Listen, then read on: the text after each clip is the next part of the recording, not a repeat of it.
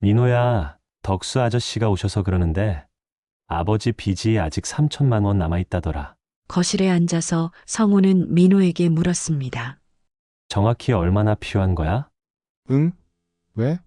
도와주려고 얼마나 급한 건지 알고 싶어서. 민호는 친구의 말에 놀랐습니다. 갑자기 나타나서 도와주겠다니 믿기지 않았습니다. 민호의 얼굴이 굳어졌습니다.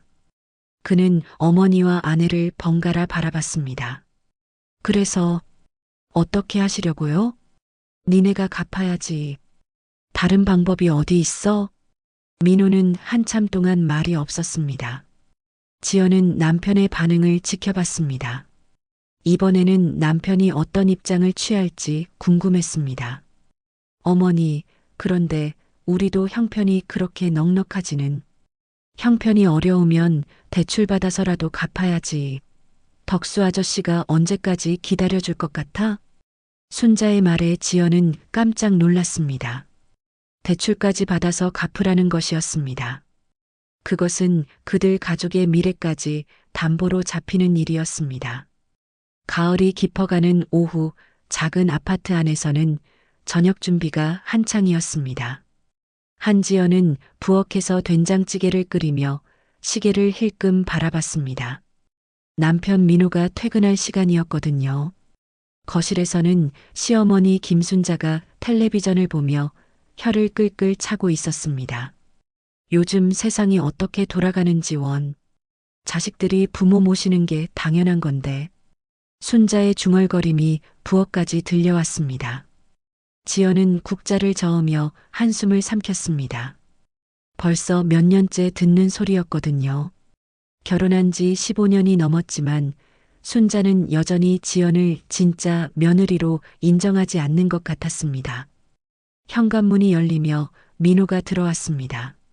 얼굴에는 하루 종일 일한 피로가 역력했습니다. 건설회사에서 현장 관리를 하는 민호는 몸을 쓰는 일이 많아 늘 녹초가 되어 돌아왔습니다. 어머니, 다녀왔습니다. 여보, 수고했어요. 민호는 어머니께 먼저 인사를 드린 후 지연에게 미소를 보냈습니다. 지연은 고개를 끄덕이며 상을 차리기 시작했습니다. 이 집에서는 언제나 순자가 상석에 앉았고 민호와 지연이 그 옆에 자리했습니다. 민호야, 오늘 회사에서 어땠니? 월급은 제때 나오고? 순자가 아들을 걱정스럽게 바라보며 물었습니다. 민호는 밥을 한 숟가락 떠넣으며 대답했습니다. 네, 어머니. 괜찮습니다. 요즘 현장이 바빠서 좀 힘들긴 하지만요. 그래도 일이 있는 게 다행이야. 요즘같이 어려운 세상에. 순자는 고개를 끄덕이며 반찬을 집어 아들 그릇에 올려주었습니다. 지연은 조용히 밥을 먹으며 이 광경을 지켜봤습니다. 언제나 똑같은 풍경이었습니다. 어머니와 아들, 그리고 그 옆에서 조용히 존재하는 며느리. 식사가 거의 끝나갈 무렵 순자가 입을 열었습니다. 지연은 그 목소리의 톤에서 뭔가 다른 이야기가 나올 것 같은 예감이 들었습니다. 그런데 말이야. 너희들이 이제 좀 안정됐으니까 아버지 빚을 좀 정리해야 하지 않겠니? 찌개를 떠먹던 지연의 손이 멈췄습니다. 또 그 이야기였습니다. 남편 상만이 돌아가신 지 벌써 3년이 넘었는데 순자는 가끔씩 이런 말을 꺼냈습니다. 처음에는 조심스럽게 말했지만 점점 당연한 듯이 말하게 되었습니다. 민호는 숟가락을 내려놓고 어머니를 바라봤습니다. 언제나 이런 상황에서 민호는 말을 잃었습니다. 어머니 앞에서는 여전히 어린아이가 되어버리는 것 같았습니다. 어머니, 그 얘기는 뭐가 그 얘기야? 당연한 얘기 아니야? 아버지가 돌아가시면서 남긴 빚인데 아들이 정리하는 게 도리 아니겠어? 순자의 목소리에는 확신이 가득했습니다. 지연은 속으로 깊은 한숨을 쉬었습니다. 남편이 사업을 하다가 실패해서 생긴 빚을 왜 아들 부부가 갚아야 하는지 이해할 수 없었습니다. 더군다나 그들 부부도 넉넉하지 않은 형편이었습니다. 맞벌이를 해도 딸 수진이의 학원비와 생활비를 감당하기에도 빠듯했습니다. 지연은 마트에서 계산원으로 일하며 가게의 보탬이 되려고 노력했지만 여유라고 할 만한 돈은 없었습니다. 어머니, 저희도 형편이. 지연이 조심스럽게 말을 꺼내려 했지만 순자는 찬물을 끼얹듯 말했습니다. 형편이 어때? 둘 다 일하고 있으면서 무슨 형편이 어렵다는 거야? 나 같은 늙은이는 연금도 얼마 안 되는데. 지연은 더 이상 말할 수 없었습니다.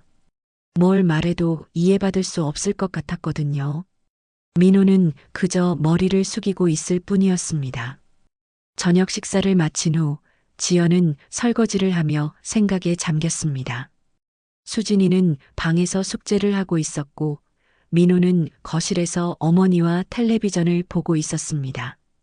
평범해 보이는 일상이지만 지연의 마음 한구석에는 답답함이 쌓여만 갔습니다.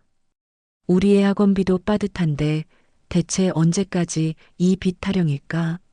지연은 접시를 닦으며 속으로 중얼거렸습니다. 결혼 초기에는 시어머니를 이해하려고 노력했습니다. 남편을 잃은 슬픔, 혼자 남겨진 외로움을 헤아리려 했습니다. 하지만 시간이 갈수록 순자의 요구는 점점 커져만 갔습니다. 설거지를 마치고 나서 지연은 수진이 방으로 갔습니다. 중학교 2학년인 수진이는 책상에 앉아 수학 문제를 풀고 있었습니다. 수진아, 힘들지? 아니에요, 엄마. 그런데 엄마는 괜찮으세요? 할머니랑 또 무슨 일 있으셨어요? 아이의 눈치가 빨랐습니다.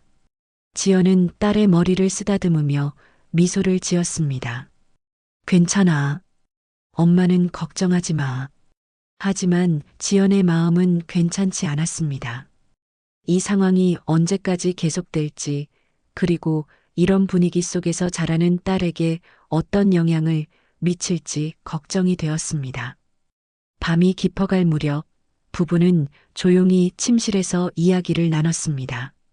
민호는 여전히 말이 없었고 지연은 그런 남편을 바라보며 마음이 복잡했습니다. 여보, 어머니 말씀 어떻게 생각해? 지연의 조심스러운 질문에 민호는 한참을 망설이다가 대답했습니다. 미안해. 어머니가 그러시는 것도 이해는 가지만 우리 형편도 그렇고 그럼 어떻게 해야 할까요? 좀 더 생각해보자. 어머니 마음도 헤아려야 하고. 지연은 고개를 끄덕였지만 속으로는 한숨이 나왔습니다. 언제나 이런 식이었습니다. 민호는 어머니와 아내 사이에서 확실한 입장을 정하지 못했습니다. 착한 성격이지만 때로는 그 착함이 가족을 더 어려운 상황으로 몰아넣는 것 같았습니다. 그날 밤 지연은 잠이 쉽게 오지 않았습니다. 창밖으로 들려오는 가을바람 소리를 들으며 이 평화로워 보이는 일상 속에 숨어있는 갈등에 대해 생각했습니다. 겉으로는 평범한 3대 가족이지만 속으로는 각자의 생각과 입장이 다른 복잡한 관계였습니다. 순자는 아들 부부가 당연히 자신을 부양하고 돌봐야 한다고 생각했고 남편의 빚까지 정리해 주기를 바랐습니다. 민호는 어머니를 실망시키고 싶지 않지만 현실적인 부담도 무시할 수 없었습니다. 그리고 지연은 가족의 화목을 위해 참고 있지만 점점 한계를 느끼고 있었습니다. 이런 상황이 언제까지 지속될 수 있을까요?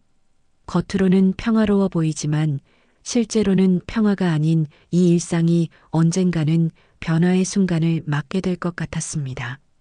며칠이 지나도 순자의 빈 이야기는 계속되었습니다. 아침마다 식탁에서, 저녁마다 거실에서, 기회가 있을 때마다 순자는 같은 말을 반복했습니다. 지연은 점점 지쳐갔지만 여전히 참고 있었습니다. 그런데 이번 주 수요일 오후 상황이 달라졌습니다.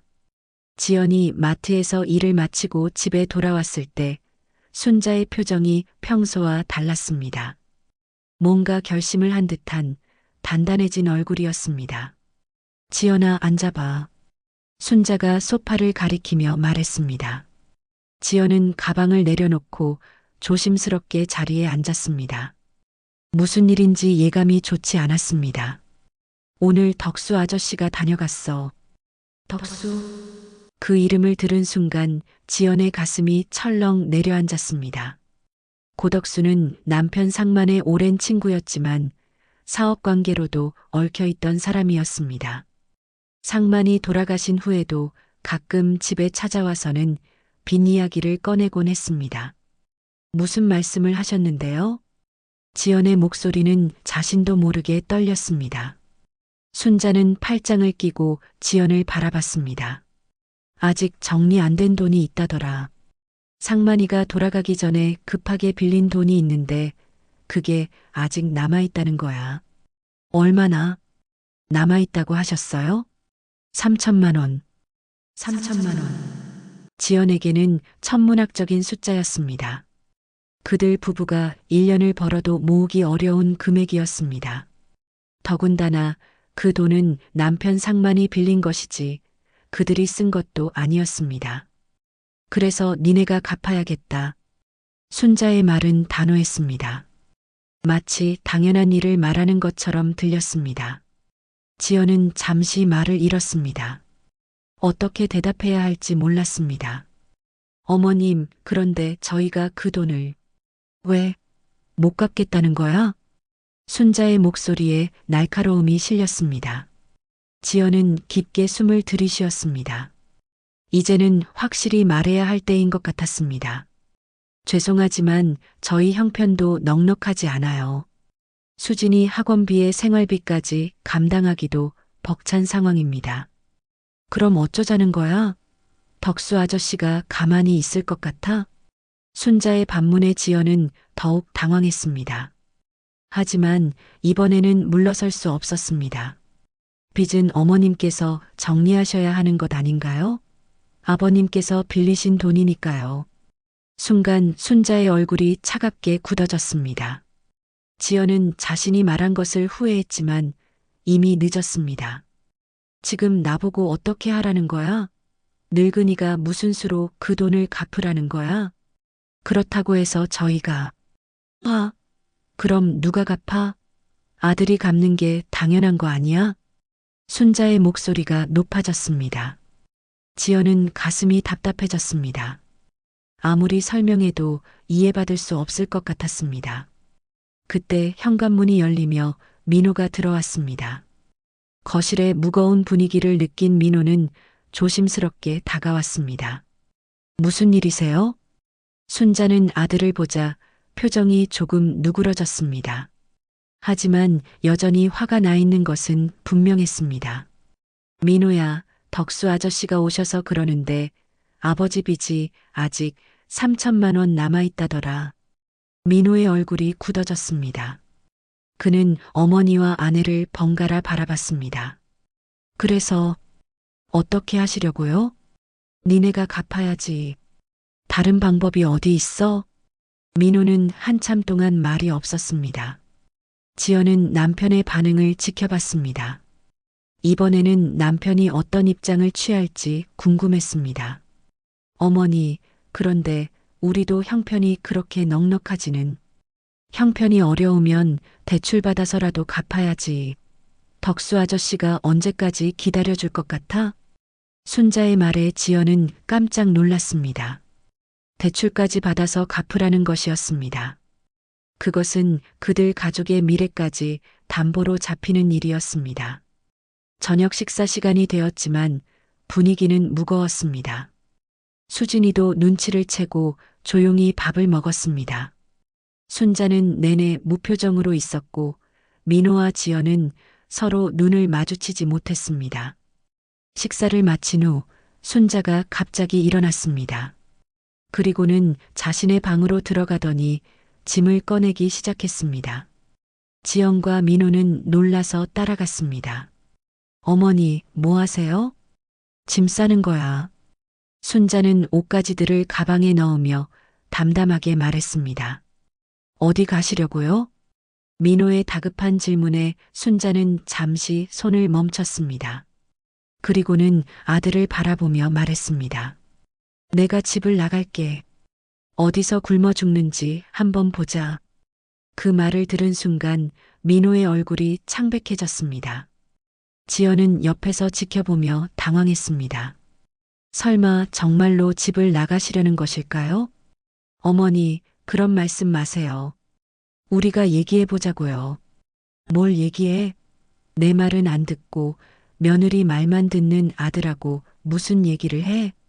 순자의 목소리에는 서운함과 분노가 섞여 있었습니다. 지연은 자신 때문에 이런 일이 벌어진 것 같아 죄책감이 들었습니다. 어머님, 제가 잘못했습니다. 다시 얘기해봐요. 지연이 고개를 숙이며 말했지만 순자는 돌아보지도 않았습니다. 이제 와서 잘못했다고? 내가 뭘 잘못했다고 눈치를 주고 그래? 순자는 계속 짐을 쌌습니다. 민호는 어머니의 팔을 붙잡으려 했지만 순자는 뿌리쳤습니다. 손 떼. 나는 이제 너희들한테 짐만 되는 늙은이야. 복지센터에 가서 살겠어. 복지센터? 그 말을 들은 민호는 더욱 당황했습니다. 어머니가 정말로 집을 떠나시려는 것 같았습니다. 어머니, 제발 그러지 마세요. 우리가 방법을 찾아볼게요. 하지만 순자의 마음은 이미 굳어진 것 같았습니다. 짐을 다 싼 후 순자는 가방을 들고 현관으로 향했습니다. 내일 아침에 나갈 거야. 오늘 밤 동안 잘 생각해봐. 현관문이 닫히고 거실에는 무거운 침묵이 흘렸습니다. 민호는 소파에 주저앉았고 지연은 어떻게 해야 할지 몰라 망연자실했습니다. 수진이가 방에서 나와서 물었습니다. 할머니 어디 가세요? 민호와 지연은 딸에게 뭐라고 설명해야 할지 몰랐습니다. 이 상황이 어떻게 해결될지, 그리고 정말로 순자가 집을 떠날지 알 수 없었습니다. 그날 밤 부부는 잠들지 못하고 이야기를 나눴습니다. 어떻게 해야 할지, 어머니의 마음을 어떻게 돌릴지 고민했지만 쉽게 답이 나오지 않았습니다. 3천만 원이라는 거금을 어떻게 마련할 것인지, 그리고 이 일이 가족에게 어떤 영향을 미칠지 걱정이 앞섰습니다. 다음 날 아침 순자는 정말로 짐을 챙겨 집을 나섰습니다. 민호가 붙잡으려 했지만 순자는 단호하게 고개를 저었습니다. 어머니, 제발 이러지 마세요. 아니야. 나는 복지센터에 가서 살겠어. 거기가 여기보다 낫겠어. 순자는 택시를 타며 차창 너머로 아들을 바라봤습니다. 그 눈빛에는 깊은 서운함이 담겨 있었습니다. 택시가 멀어지고 민호는 멍하니 그 자리에 서 있었습니다.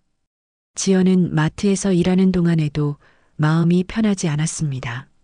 계산대에 앉아 있어도 자꾸 집 생각이 났습니다. 순자 없는 집이 이상하게 조용할 것 같았고 이 상황이 언제까지 계속될지 걱정이었습니다. 며칠이 지나도 순자는 집에 돌아오지 않았습니다. 민호는 매일같이 복지센터를 찾아갔지만 순자는 아예 만나주지 않았습니다. 가끔 멀리서 어머니의 모습을 보는 것이 전부였습니다. 그러던 어느 날 지연에게 충격적인 소식이 들려왔습니다. 같은 동네에 사는 박 여사가 마트에서 지연을 붙잡고 말했습니다. 지연 씨, 큰일 났어. 어머님이 복지센터에서 이야기하고 다니시는데. 지연의 가슴이 철렁 내려앉았습니다. 무슨 이야기요? 며느리가 자기를 내쫓았다고 하시더라고. 아들은 착한데 며느리 때문에 고생이라면서. 온 동네가 다 알고 있어.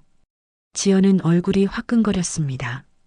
동네 사람들이 자신을 어떤 시선으로 바라보고 있을지 상상만 해도 끔찍했습니다. 그리고 어머님이 그러시던데 부모 빚도 안 갚는다고. 박 여사의 말은 계속 이어졌습니다. 지연은 더 이상 듣고 싶지 않았지만 이미 늦었습니다. 가족의 사적인 일이 동네 전체의 화제가 되어버린 것입니다. 집에 돌아와서 지연이 이 사실을 알리자 민호의 얼굴도 어두워졌습니다. 지금 우리가 감정적으로 끌려가면 평생 이 고리에서 못 벗어나요. 지연은 남편을 똑바로 바라보며 단호하게 말했습니다. 무슨 뜻이야? 3천만 원을 갚는다고 해서 끝날 문제가 아니라는 뜻이에요. 그 다음에 또 다른 요구가 있을 거예요. 우리가 지금 굴복하면 평생 이런 식이에요. 민호는 아내의 말에 깊은 생각에 잠겼습니다. 틀린 말이 아니었지만 어머니를 이대로 둘 수도 없었습니다. 그런데 더 충격적인 일이 기다리고 있었습니다. 수진이의 친구 어머니가 전화를 했습니다. 지연 씨, 이거 말해도 될지 모르겠는데 어머님이 지연 씨 부모님 얘기까지 하고 다니시더라고요. 지연의 손에서 전화기가 떨어질 뻔했습니다. 네, 무슨 부모도 없는 애가 어른 공경할 줄 모른다고. 미안해요, 이런 말하기가. 전화를 끊고 지연은 그 자리에 주저앉았습니다. 어릴 때 부모를 여의고 고모 손에서 자랐던 것이 평생의 상처였는데 이제 그것까지 동네 사람들의 입에 오르내리고 있었습니다. 민호가 퇴근해서 집에 왔을 때 지연은 울고 있었습니다. 왜 그래? 무슨 일이야? 지연이 오늘 있었던 일을 모두 이야기하자 민호의 주먹이 불끈 쥐어졌습니다. 어머니가 그런 말씀까지 하시다니. 여보, 이제 정말 한계예요.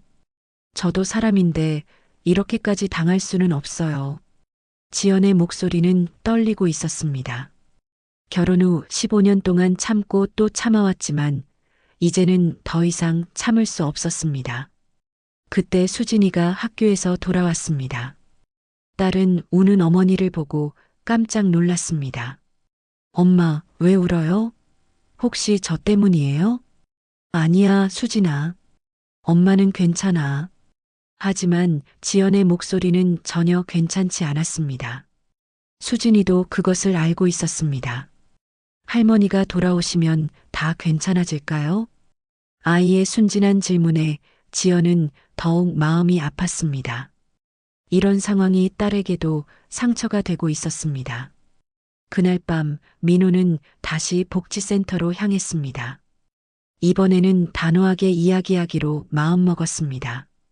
어머니, 이제 그만 집에 돌아오세요. 그리고 동네에서 이상한 이야기 하지 마세요. 하지만 순자는 오히려 더 화를 냈습니다. 이상한 이야기? 내가 언제 이상한 이야기를 했어? 사실대로 말한 거지. 지연이도 사람인데 상처받습니다. 특히 부모님 이야기는. 부모도 제대로 못 모신 애가 시어머니를 제대로 모시겠어?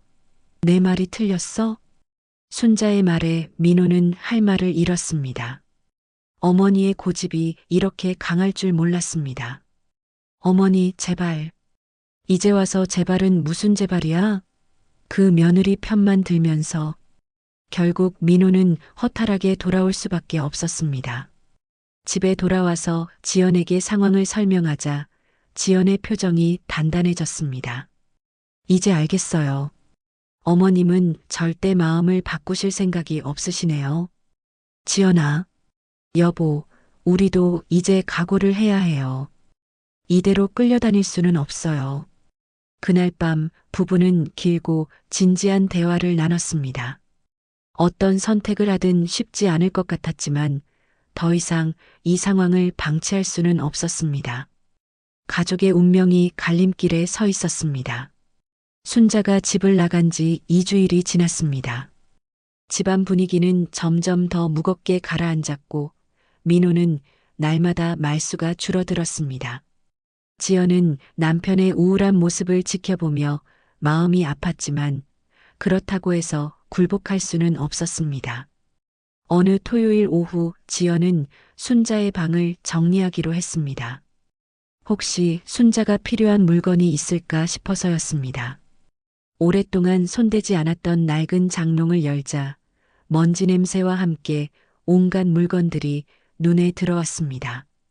옛 사진들, 약봉지들, 그리고 여러 서류들이 무질서하게 쌓여 있었습니다. 지연은 하나씩 정리하면서 순자의 흔적들을 들여다봤습니다. 젊었을 때의 사진, 민호 어릴 적 사진들을 보니 가슴 한편이 짠해졌습니다. 그런데 장롱 깊숙한 곳에서 낡은 수첩 하나가 나왔습니다. 겉표지가 해져서 무엇인지 알아보기 어려웠지만 열어보니 순자의 필체로 빼곡히 적힌 글들이 보였습니다. 처음에는 그냥 일기인 줄 알았습니다. 하지만 자세히 보니 날짜와 함께 금액들이 적혀 있었습니다. 지연의 눈이 점점 커졌습니다. 19년 3월 15일 김 사장한테 500만 원 빌림. 상만이는 모름. 19년 7월 20일 또 300만 원 더. 이번에도 말 안 함. 20년 1월 3일 이번엔 1000만 원. 상만이가 알면 큰일 남. 지연은 수첩을 들고 있는 손이 떨렸습니다. 이게 무슨 뜻인지 점점 알 것 같았습니다. 순자가 남편 상만 몰래 돈을 빌렸다는 뜻이었습니다. 더 놀라운 건 마지막 페이지였습니다. 20년 12월 10일. 상만이가 많이 아파. 병원비가 너무 많이 든다. 내가 빌린 돈까지 합치면 정말 큰 금액이 됐다. 민호에게는 절대 말하면 안 된다. 이해까지 고생시키면 나는 사람이 아니다. 상만이가 죽으면 내가 혼자 책임져야지. 지연은 그 자리에 주저앉았습니다. 머릿속이 복잡해졌습니다. 순자가 남편 몰래 빌린 돈이 있었고 그것까지 합치면 현재 말하는 3천만 원보다 훨씬 큰 금액이 될 것 같았습니다. 그런데 왜 지금은 민호에게 갚으라고 하는 것일까요? 분명히 마지막에는 혼자 책임지겠다고 적혀 있었는데 말입니다. 지연은 수첩을 다시 처음부터 천천히 읽어봤습니다. 순자의 심정이 고스란히 담겨 있었습니다. 남편의 사업이 어려워지면서 생활비가 부족해졌고 병원비까지 필요하게 되면서 어쩔 수 없이 돈을 빌릴 수밖에 없었던 상황들이 적혀 있었습니다. 상만이는 자존심이 강해서 절대 이런 거 싫어할 텐데 내가 알아서 해결해야지. 민호한테는 절대 부담 주면 안 돼. 이 애는 아직 애가 어리잖아. 수첩을 읽으면서 지연은 복잡한 감정에 휩싸였습니다. 한편으로는 순자의 마음을 이해할 수 있었습니다. 아들에게 부담을 주고 싶지 않아서 혼자 끙끙 앓았던 마음이 느껴졌습니다. 하지만 다른 한편으로는 억울했습니다. 그렇게 아들을 생각했다면 왜 지금은 그 빚을 갚으라고 하는 것일까요? 그때의 마음은 어디로 간 것일까요? 지연은 수첩을 들고 거실로 나왔습니다. 민호는 소파에서 텔레비전을 보고 있었지만 집중하지 못하는 것 같았습니다. 여보, 이거 좀 봐요. 지연이 수첩을 내밀자 민호는 의아한 표정을 지었습니다. 뭐야, 이거? 어머님 방에서 찾았어요. 어머님이 직접 쓰신 것 같은데. 민호가 수첩을 받아서 읽기 시작했습니다. 처음에는 무심코 읽던 민호의 표정이 점점 변해갔습니다. 어머니가 이런 일이 있었구나. 민호의 목소리에는 놀라움과 안타까움이 섞여 있었습니다. 어머니가 혼자서 이런 고민을 하고 있었다는 사실을 처음 알았습니다. 마지막 부분 읽어봐요. 지연이 마지막 페이지를 가리키자 민호는 그 부분을 다시 읽었습니다. 읽고 나서 민호는 한참 동안 말이 없었습니다. 어머니가 나한테 부담 주기 싫어하셨구나. 그런데 왜 지금은 우리더러 갚으라고 하시는 걸까요? 지연의 질문에 민호도 답을 찾지 못했습니다. 분명히 수첩에는 아들에게 부담 주지 않겠다고 적혀 있었는데 지금의 순자는 정반대로 행동하고 있었습니다. 혹시 어머니가 너무 힘드셔서 마음이 바뀌신 건 아닐까? 민호가 조심스럽게 말했습니다. 지연도 그럴 가능성을 생각해 봤습니다. 남편을 잃고 혼자가 되면서 예전의 다짐을 지키기 어려워진 것일 수도 있었습니다. 그렇다고 해도 이건 너무하지 않나요? 우리한테는 한 번도 상의하지 않고 지연의 목소리에는 서운함이 담겨 있었습니다. 가족인데 이런 중요한 일을 혼자 결정하고 나중에 와서 책임을 떠넘기는 것이 이해되지 않았습니다. 수진이가 방에서 나와서 물었습니다. 엄마, 아빠, 뭐 보고 계세요? 아, 수진아. 할머니 물건 정리하다가 나온 거야. 지연은 딸에게 자세한 설명을 하지 않았습니다. 아직 아이가 알기에는 복잡한 어른들의 사정이었습니다. 할머니 언제 돌아오세요? 보고 싶어요. 수진이의 말에 부부는 서로를 바라봤습니다. 이 수첩을 발견한 지금 어떻게 해야 할지 더욱 복잡해졌습니다. 그날 밤 부부는 늦도록 이야기를 나눴습니다. 이 수첩을 어머니께 보여드려야 할까요? 지연의 질문에 민호는 고민에 빠졌습니다.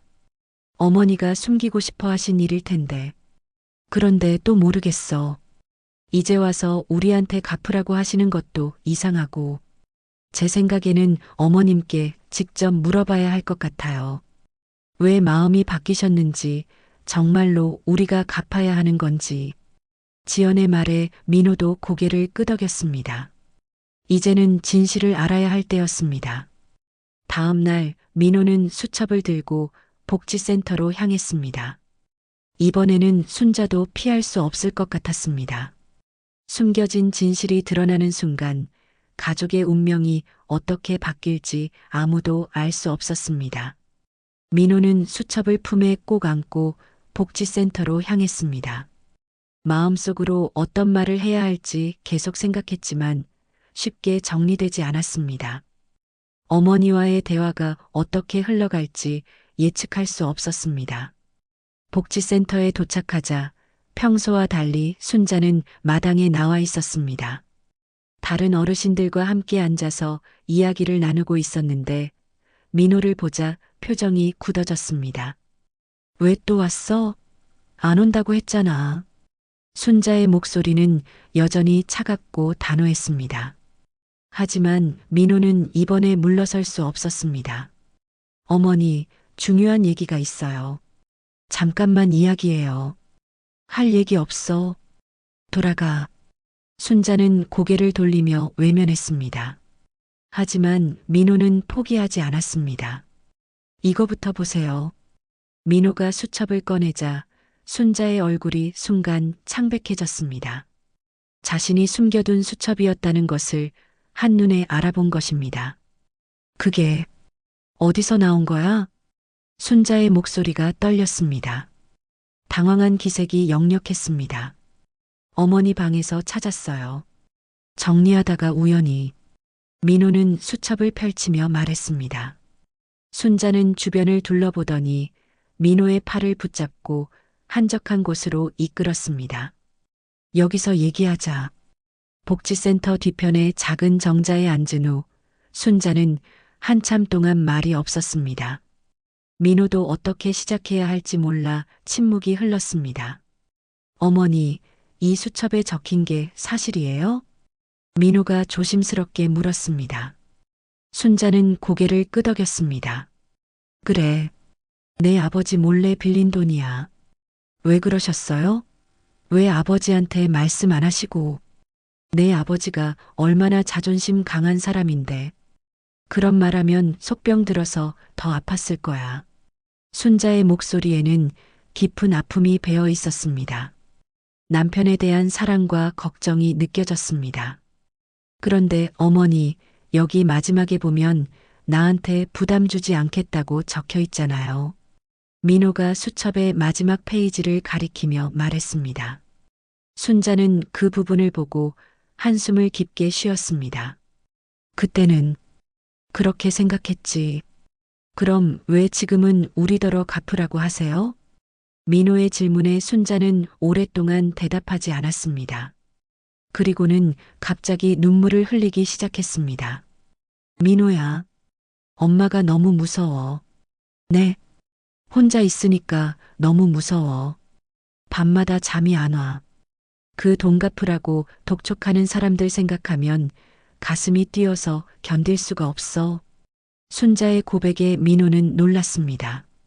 항상 강하게만 보였던 어머니의 약한 모습을 처음 봤습니다.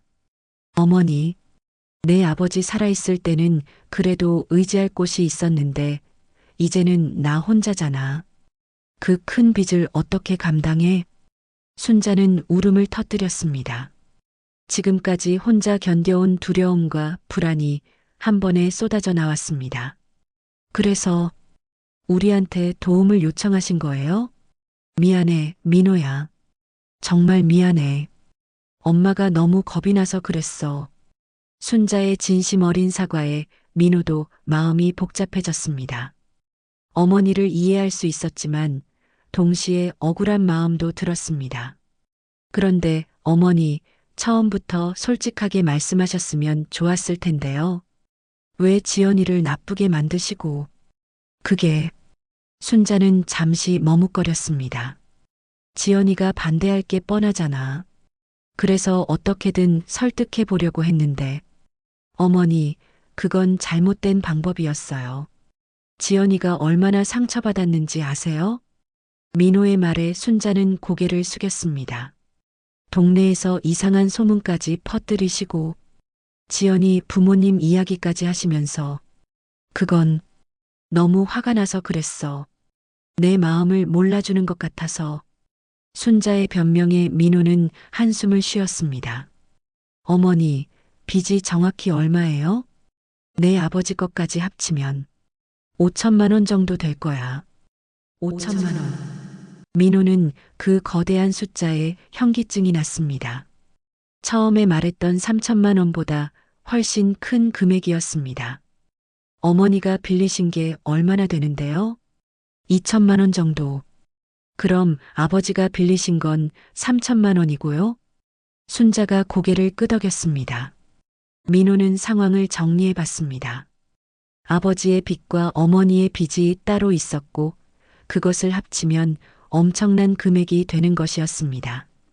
어머니, 이 돈을 언제까지 갚아야 해요? 덕수 아저씨는 빨리 갚으라고 하고 내가 빌린 곳은 이자가 계속 늘어나고 있어. 상황이 점점 심각해졌습니다. 민호는 머리를 감쌌습니다. 어머니, 정말 솔직하게 물어볼게요. 우리가 정말 이 돈을 갚아야 하나요? 순자는 한참 동안 생각하더니 입을 열었습니다. 민호야, 엄마는 정말 무서워. 혼자서는 감당할 수 없어. 그렇다고 너희한테 이런 부담을 지우는 것도 미안하고 어머니 마음은 이해해요. 하지만 우리도 형편이 어려워요. 수진이 교육비, 생활비 정말 빠듯하게 살고 있어요. 민호의 말에 순자는 또 눈물을 흘렸습니다. 그럼 어떻게 해야 하지? 정말 모르겠어. 두 사람은 한동안 말없이 앉아 있었습니다.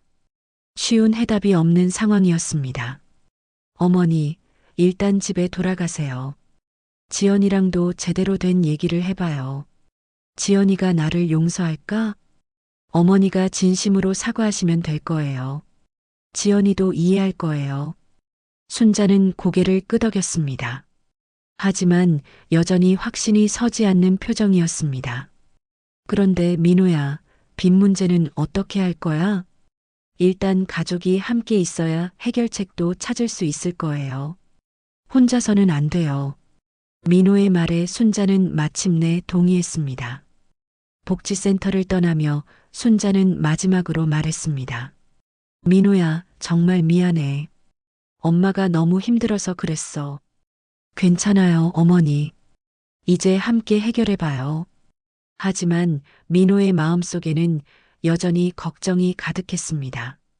5천만 원이라는 빚을 어떻게 해결할 것인지, 그리고 지연이 어머니를 정말 용서할 것인지 확신할 수 없었습니다. 민호는 순자와 함께 집으로 돌아왔습니다. 현관문 앞에서 순자는 한참 망설였습니다. 지연이 자신을 어떻게 받아들일지 두려웠습니다. 어머니, 들어가세요. 민호의 말에 순자는 조심스럽게 집 안으로 들어섰습니다. 거실에서 저녁 준비를 하던 지연이 순자를 보고 멈춰 섰습니다. 어색한 침묵이 흘렀습니다. 어머님, 지연이 먼저 인사를 했습니다. 순자는 고개를 숙이며 말했습니다. 지연아, 미안해. 내가 너무 심했어. 순자의 진심 어린 사과에 지연도 마음이 누그러졌습니다. 하지만 여전히 마음속 깊은 상처는 남아 있었습니다. 앉으세요. 이야기해봐요. 지연이 소파를 가리키자 순자는 조심스럽게 자리에 앉았습니다. 민호도 옆에 앉으며 상황을 설명하기 시작했습니다. 지연아, 어머니와 얘기해봤는데 상황이 우리가 생각했던 것보다 더 복잡해. 민호는 복지센터에서 나눈 대화를 자세히 설명했습니다. 순자의 두려움, 진짜 빚의 규모, 그리고 어머니가 왜 그런 행동을 했는지에 대해서 말입니다. 5천만 원이요? 지연의 목소리가 떨렸습니다. 3천만 원도 감당하기 어려운데 5천만 원이라니 상상할 수도 없는 금액이었습니다. 어머님이 직접 빌리신 게 2천만 원이고 아버님 빚이 3천만 원이래. 지연은 머리를 감쌌습니다. 이 정도 규모라면 그들 가족이 평생 벌어도 갚기 어려운 돈이었습니다. 그래서 어떻게 하실 생각이세요? 지연이 순자를 바라보며 물었습니다. 순자는 한참 망설이다가 입을 열었습니다. 지연아, 나도 정말 모르겠어. 혼자서는 감당할 수 없고, 그렇다고 너희한테 떠넘기기도 미안하고, 순자의 솔직한 고백에 지연은 복잡한 마음이 들었습니다. 이해는 되지만 현실적으로 불가능한 일이었습니다. 그때 수진이가 방에서 나왔습니다. 할머니, 돌아오셨네요. 수진이는 순자에게 달려가서 안겼습니다. 순자는 손녀를 꼭 껴안으며 눈물을 흘렸습니다. 수진아, 할머니가 미안해. 걱정 많이 했지? 네, 많이 보고 싶었어요. 이제 계속 우리 집에 계실 거죠? 아이의 순진한 질문에 어른들은 서로를 바라봤습니다. 이 문제가 해결되지 않으면 가족이 다시 뿔뿔이 흩어질 수도 있었습니다. 저녁 식사 시간 가족은 오랜만에 함께 밥을 먹었습니다. 하지만 분위기는 여전히 무거웠습니다. 수진이만 할머니가 돌아온 것을 기뻐했을 뿐 어른들은 모두 심각한 표정이었습니다. 식사 후 수진이를 재운 다음 세 사람은 다시 거실에 모였습니다. 이제 본격적으로 문제를 해결해야 할 시간이었습니다. 일단 정확한 상황부터 파악해봐요.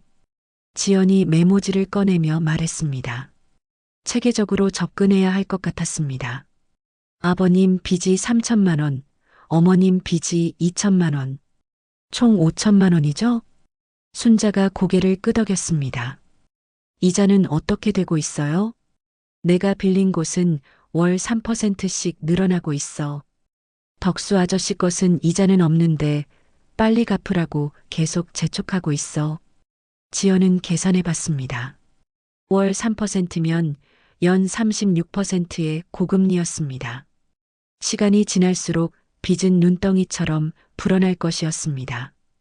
어머님, 혹시 빌린 곳이 정식 금융기관이에요? 아니야.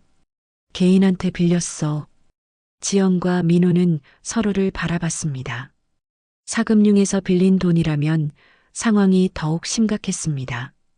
그분들이 뭐라고 하세요? 언제까지 갚으라고 하나요? 다음 달까지 원금이라도 갚으라고 해. 안 그러면. 순자는 말을 잇지 못했습니다. 무슨 일이 일어날지 무서워하는 것 같았습니다. 어머니, 정확히 뭐라고 하던가요? 민호가 다급하게 물었습니다. 집을 가져가겠다고 해. 그 말을 들은 순간 지연과 민호는 충격을 받았습니다. 집까지 담보로 잡혀 있다는 뜻이었습니다. 어머님, 언제 집을 담보로 잡히셨어요? 작년에. 상만이 병원비가 너무 많이 들어서 어쩔 수 없이. 순자는 점점 작은 목소리로 말했습니다. 가족들에게 미안한 마음이 컸습니다. 그럼 우리가 지금 살고 있는 이 집이 위험하다는 말씀이세요? 지연의 목소리가 떨렸습니다. 빚 문제가 아니라 집까지 잃을 수 있는 상황이었습니다. 미안해, 정말 미안해. 내가 어떻게 해야 할지 몰라서. 순자는 울기 시작했습니다. 이제야 상황의 심각성을 모두가 깨달았습니다. 어머니, 그 사람들이 언제부터 연락하기 시작했어요? 한 달 전부터. 처음에는 전화로만 하더니 요즘은 집까지 찾아와. 민호는 머리를 감쌌습니다. 상황이 이미 위험 수위에 다다른 것 같았습니다. 어머님, 혹시 그분들이 폭력적으로 나오거나 하지는 않았죠? 지연이 걱정스럽게 물었습니다. 아직은 그런 건 없었어. 하지만 점점 말투가 거칠어지고 있어. 가족들은 모두 침묵에 빠졌습니다. 생각보다 훨씬 심각한 상황이었습니다. 단순히 돈 문제가 아니라 가족의 안전까지 위협받을 수 있는 상황이었습니다. 일단 내일 은행에 가서 대출 가능한지 알아봐야겠어. 민호가 말했지만 목소리에는 확신이 없었습니다. 이미 집이 담보로 잡혀 있는 상황에서 추가 대출이 가능할지 의문이었습니다. 여보, 현실적으로 생각해봐요. 우리 소득으로는 5천만 원 대출이 불가능해요. 지연의 말이 맞았습니다.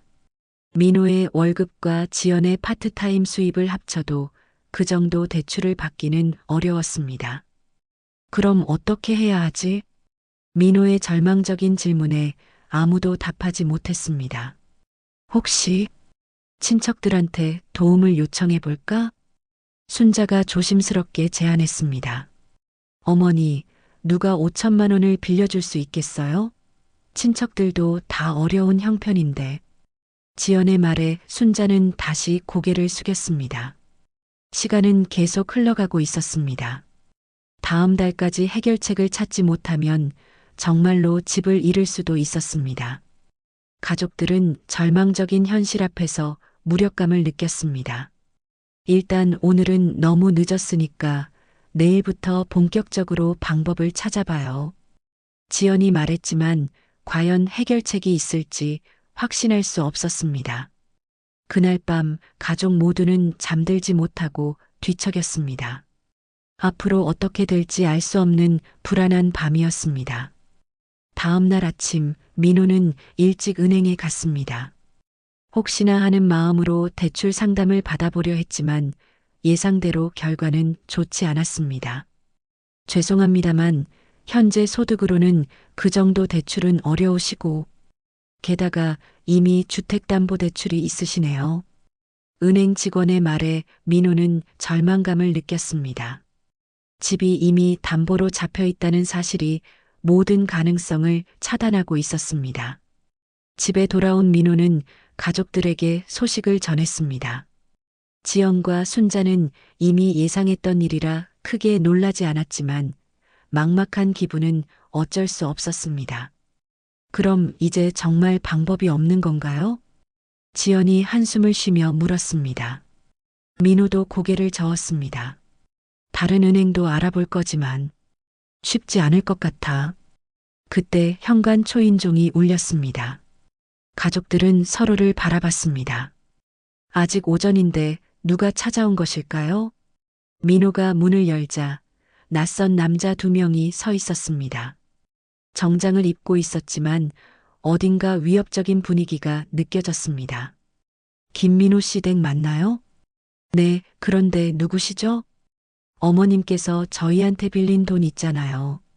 약속한 날짜가 다 되어 가는데 연락이 안 되더라고요. 민호의 가슴이 철렁 내려앉았습니다. 순자가 말했던 그 사람들이었습니다. 어머니, 나오세요.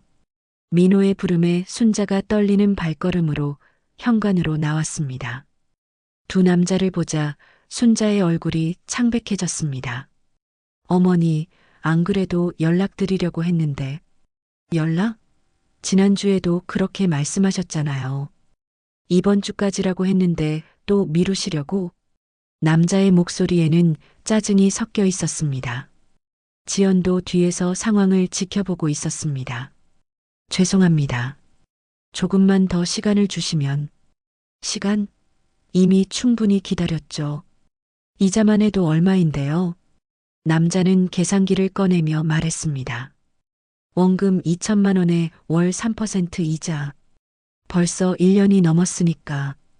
지금까지 계산하면 3,200만 원 정도 되네요. 3,200만 원.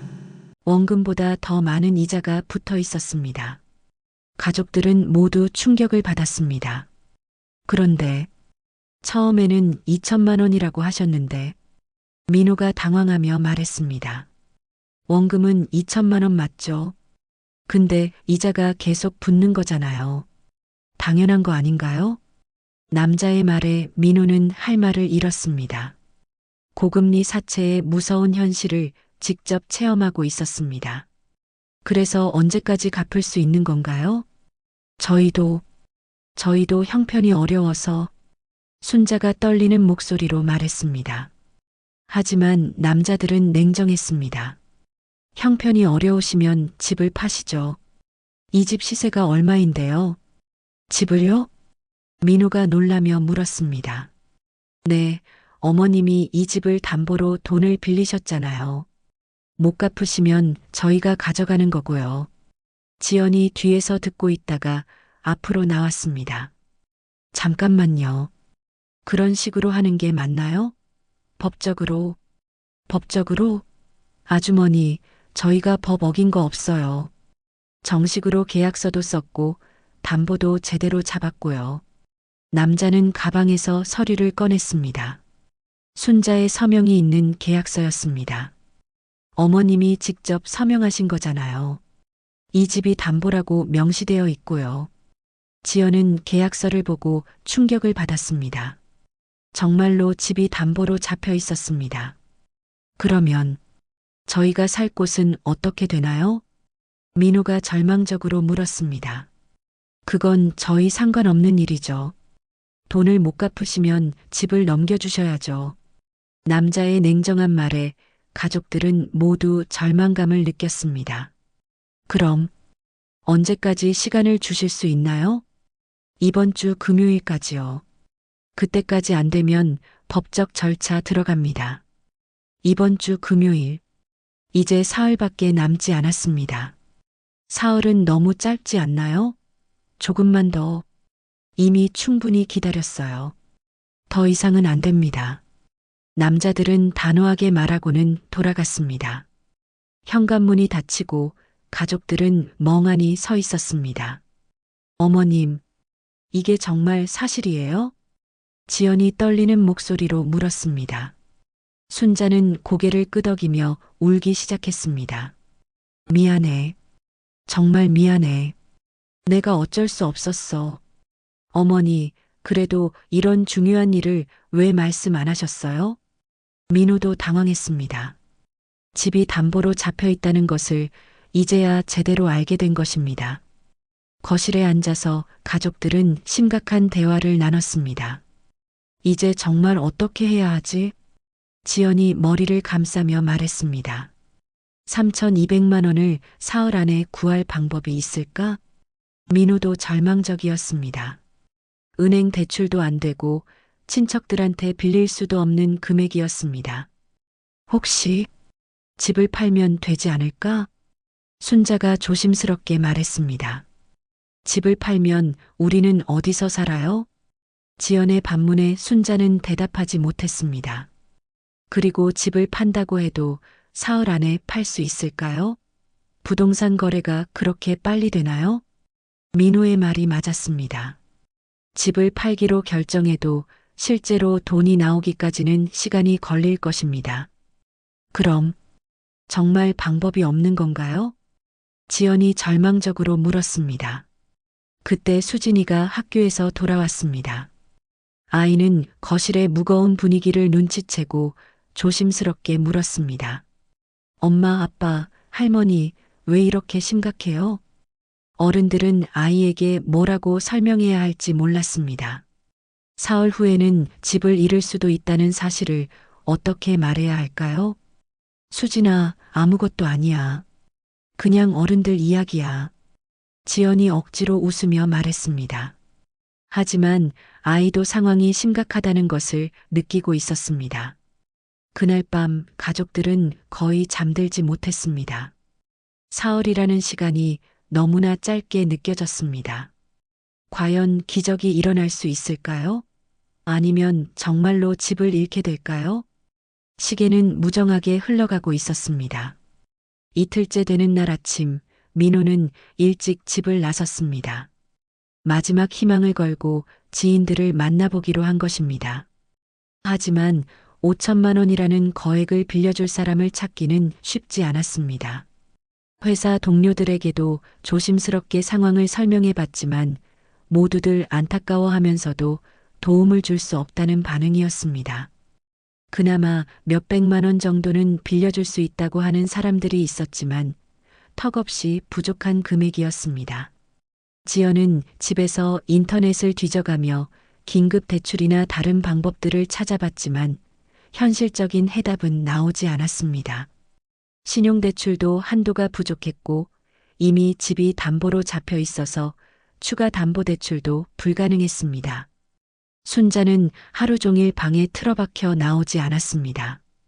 죄책감과 두려움에 시달리고 있었습니다. 그날 오후 예상치 못한 전화가 걸려왔습니다. 지연이 전화를 받았습니다. 여보세요? 혹시 김민호 씨 댁 맞나요? 저는 박정우라고 하는데요. 낯선 남자의 목소리였습니다. 지연은 조심스럽게 대답했습니다. 네, 맞는데요. 누구세요? 실은 제가 어르신 일로 연락드렸어요. 시어머님 일 말입니다. 시어머님 일이라니 지연은 긴장했습니다. 혹시 또 다른 채권자인가 싶었습니다. 어떤 일이신지요? 직접 만나서 얘기하는 게 좋을 것 같은데요. 중요한 제안이 있어서요. 제안이요? 지연은 의아했습니다. 이런 상황에서 무슨 제안이라는 것일까요? 네, 어르신 빚 문제 해결에 도움이 될 수 있는 얘기입니다. 그 말을 들은 순간 지연의 마음이 두근거렸습니다. 혹시 도움의 손길이 나타난 것일까요? 지금 오실 수 있나요? 네, 1시간 후에 갈게요. 전화를 끊고 지연은 민호에게 연락했습니다. 민호도 급히 집으로 돌아왔습니다. 누군지 알아? 전혀 모르겠어요. 하지만 어머님 빚 문제를 도와줄 수 있다고 하니까. 1시간 후 박정우라고 소개한 남자가 찾아왔습니다. 40대 중반 정도로 보이는 단정한 인상의 남자였습니다. 정장을 깔끔하게 차려입고 있었고 어제 온 사채업자들과는 분위기가 달랐습니다. 안녕하세요. 박정우입니다.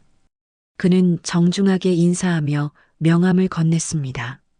명함에는 태원건설 이사라고 적혀 있었습니다. 태원건설이요? 민호가 명함을 보며 물었습니다. 네, 건설회사입니다. 실은 이 근처 개발 사업을 담당하고 있어서요. 박정우는 가방에서 서류를 꺼냈습니다. 이 일대가 재개발 예정 구역인 거 아시나요? 재개발이요? 지연이 놀라며 물었습니다. 그런 이야기는 처음 들어봤습니다. 네, 아직 공식 발표는 안 났지만 곧 발표될 예정입니다. 이 지역 전체가 아파트 단지로 바뀔 계획이에요. 박정우는 지도를 펼쳐 보이며 설명했습니다. 그들이 살고 있는 지역이 빨간색으로 표시되어 있었습니다. 저희 회사에서 이 사업을 맡게 됐는데 토지 매입을 진행하고 있어요. 그래서 저희에게 오신 건가요? 민호가 물었습니다. 네, 이 집도 매입 대상 중 하나입니다. 조건도 나쁘지 않을 거예요. 박정우는 또 다른 서류를 꺼냈습니다. 이 집 현재 시세가 얼마 정도인지 아시나요? 글쎄요. 정확히는 모르겠는데 6천만 원 정도? 지연이 추정해서 말했습니다. 현재 시세로는 그 정도가 맞겠네요. 하지만 저희가 제안하는 가격은 1억이에요. 1억이요? 가족들이 모두 놀랐습니다. 시세보다 훨씬 높은 가격이었습니다. 네, 재개발 사업의 특성상 빠른 매입이 필요해서 시세보다 높게 책정했습니다. 박정우의 말에 민호와 지연은 서로를 바라봤습니다. 1억이라면 빚을 갚고도 충분히 남는 금액이었습니다. 그런데 정말 믿을 수 있는 이야기인가요? 지연이 조심스럽게 물었습니다. 너무 좋은 조건이라 의심스러웠습니다. 물론입니다. 여기 회사 등기부등본도 있고 사업 계획서도 있어요. 박정우는 여러 서류를 보여줬습니다. 모든 것이 공식적으로 보였습니다. 언제까지 결정하면 되나요? 민호가 물었습니다. 빠를수록 좋죠. 다른 집들도 매입을 진행하고 있어서요. 계약하시면 바로 계약금 3천만 원을 드릴 수 있어요. 3천만 원. 당장 내일까지 갚아야 하는 빚을 해결할 수 있는 금액이었습니다. 계약금을 언제 받을 수 있나요? 내일 아침에도 가능해요. 계약서만 작성하시면 바로 드릴 수 있습니다. 박정우의 말에 가족들은 희망을 느꼈습니다. 마지막 순간에 나타난 구원의 손길 같았습니다. 그런데 집을 넘겨줘야 하는 시기는 언제인가요? 지연이 현실적인 질문을 했습니다. 한 달 정도 여유를 드릴 수 있어요. 그동안 이사할 곳을 구하시면 됩니다. 한 달이면 충분한 시간이었습니다. 새로운 집을 구할 수도 있고 무엇보다 당장의 위기를 넘길 수 있었습니다. 박정우가 돌아간 후 가족들은 긴급회의를 열었습니다. 어떻게 생각해? 민호가 지연에게 물었습니다. 좋은 기회인 것 같아요. 빚도 갚고 새로 시작할 수 있을 것 같고요. 지연도 긍정적으로 생각하고 있었습니다. 어머니 생각은 어떠세요? 순자에게 물어보자 순자는 고개를 끄덕였습니다. 내가 이런 일을 벌여놓고 무슨 말을 하겠어. 너희가 결정해. 그럼 내일 계약할까? 민호가 제안했습니다. 시간도 촉박하고 다른 대안도 없는 상황이었습니다. 네, 그렇게 해요. 지연도 동의했습니다. 하지만 마음 한편으로는 찜찜한 기분이 들었습니다. 너무 급작스럽고 조건도 너무 좋아서 의심스러웠습니다. 정말 믿을 수 있는 사람일까요? 그날 밤 가족들은 오랜만에 희망적인 마음으로 잠자리에 들었습니다. 내일이면 모든 문제가 해결될 것 같았습니다. 하지만 과연 모든 것이 그들이 생각하는 대로 흘러갈까요? 다음 날 아침 박정우가 약속한 시간에 맞춰 찾아왔습니다. 가족들은 긴장한 마음으로 그를 맞이했습니다. 드디어 모든 문제가 해결될 것이라는 기대감이 컸습니다. 어제 충분히 상의해 보셨죠? 박정우는 여전히 정중한 모습이었습니다. 서류 가방을 들고 와서 계약서를 꺼냈습니다. 네, 계약하기로 했어요. 민호가 대답했습니다. 좋습니다. 그럼 계약서부터 확인해 보시죠. 박정우는 두툼한 계약서를 테이블에 놓았습니다. 여러 장의 복잡한 문서였습니다. 계약금 3천만 원은 오늘 바로 받을 수 있는 거죠? 지연이 확인했습니다. 오늘 안에 사채업자들에게 갚아야 했기 때문입니다. 물론입니다. 계약서에 서명하시면 바로 계좌로 송금해 드릴게요. 박정우는 계좌번호를 물어봤고 민호가 알려줬습니다. 계약서를 읽어보기 시작했는데 내용이 상당히 복잡했습니다. 법률 용어들이 많이 나와서 이해하기 어려웠습니다. 이 부분은 무슨 의미인가요? 지연이 한 조항을 가리키며 물었습니다. 아, 그건 표준 조항이에요. 재개발 사업에서 항상 들어가는 내용입니다. 박정우는 대충 설명하고 넘어갔습니다. 여기 이 부분도 좀 이상한데요. 매도인의 책임 및 의무라고 되어 있는데 민호가 다른 조항을 읽으며 의문을 표했습니다. 그것도 일반적인 내용이에요. 너무 세세한 부분까지 신경 쓰실 필요 없어요. 중요한 건 매매 가격과 계약금 지급 조건이잖아요. 박정우는 빨리 넘어가려고 했습니다. 하지만 지연은 뭔가 이상하다는 느낌을 받았습니다. 잠깐만요. 이 계약서를 변호사한테 검토받아 보고 싶은데요. 지연의 말에 박정우의 표정이 순간 굳어졌습니다. 변호사까지 부를 필요는 없을 것 같은데요.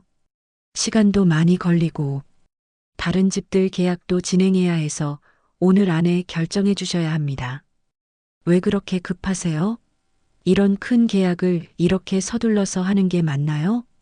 지연이 의심스러운 눈으로 바라봤습니다. 재개발 사업이라는 게 타이밍이 중요해서요. 다른 업체들과 경쟁도 있고 박정우는 변명을 늘어놓았지만 지연의 의심은 더욱 커졌습니다. 그럼 계약금부터 받고 계약서는 나중에 정리해도 되지 않나요? 민호가 제안했습니다. 당장 오늘 안에 돈이 필요했기 때문입니다. 그건 절차상 불가능해요. 계약서 서명이 먼저 이뤄져야 송금할 수 있어요. 박정우의 말에 가족들은 고민에 빠졌습니다. 시간은 촉박하고 다른 방법도 없는 상황이었습니다.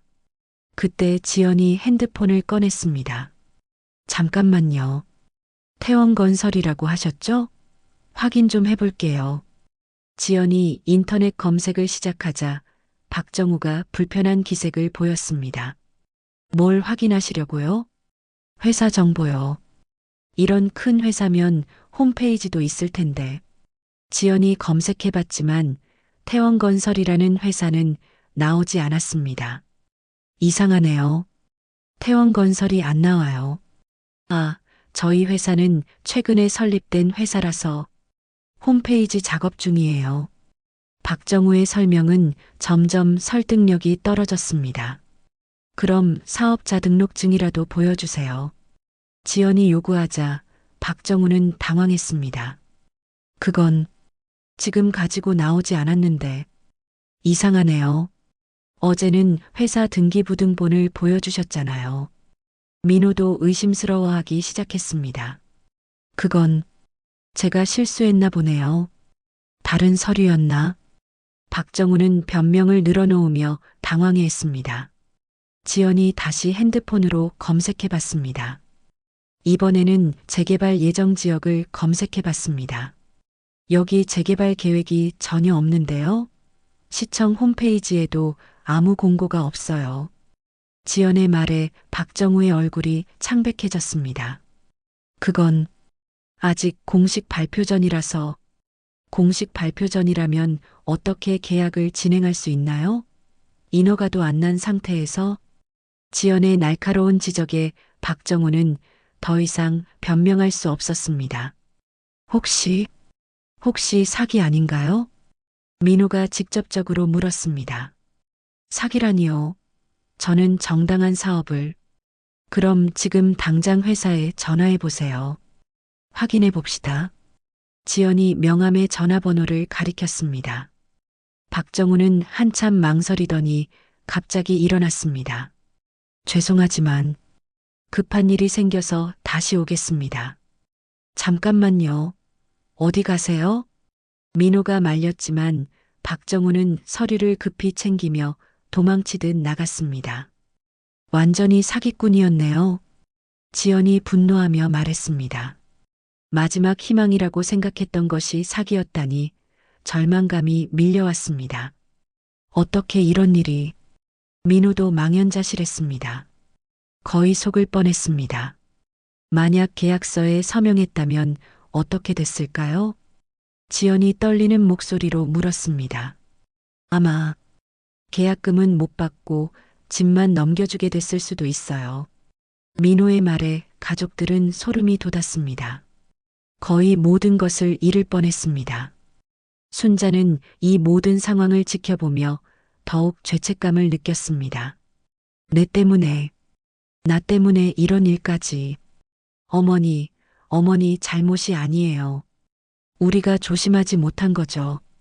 지연이 위로했지만 상황은 더욱 절망적이 됐습니다. 시계를 보니 오후 3시였습니다. 사채업자들이 정한 마감 시간까지 몇 시간 남지 않았습니다. 마지막 희망이 사기로 드러난 지금 정말로 더 이상 방법이 없는 것 같았습니다.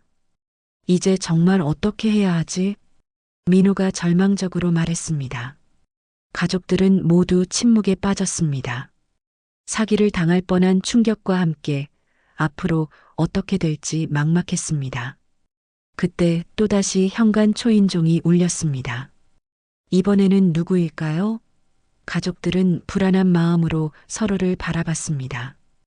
현관 초인종이 울렸을 때 가족들은 모두 긴장했습니다. 혹시 또 다른 사기꾼이거나 사채업자들이 온 건 아닐까요? 민호가 조심스럽게 문을 열었습니다. 그런데 밖에 서 있는 사람을 보고 깜짝 놀랐습니다. 성호야? 문 앞에 서 있는 사람은 민호의 고등학교 동창인 이성호였습니다. 오랫동안 연락하지 않았던 친구였습니다. 민호야, 갑자기 찾아와서 미안해. 성호는 정장을 입고 있었고 뭔가 급한 일이 있어 보였습니다. 어떻게 여기를? 무슨 일이야? 실은 너 이야기를 들었어. 회사 동료한테서. 성호가 말하자 민호는 의아했습니다.